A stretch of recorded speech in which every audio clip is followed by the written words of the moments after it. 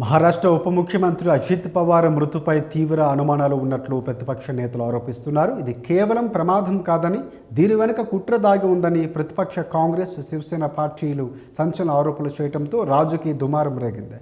ఇక ఈ ఘటనపై ఉన్నత స్థాయి విచారణ జరపాలని ఆ పార్టీల నేతలు డిమాండ్ చేస్తున్నారు.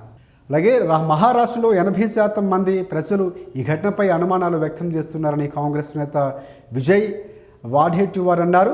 ప్రమాదానికి ముందు చివరి నిమిషంలో పైలట్ను ఎందుకు మార్చారని, విమానంలో 6 ప్రయాణికులు ఉన్నట్లు సమాచారం ఉంటే 5 మృతదేహాలే ఎందుకు లభించాయని కూడా ప్రశ్నలు లేవనెత్తుతున్నారు.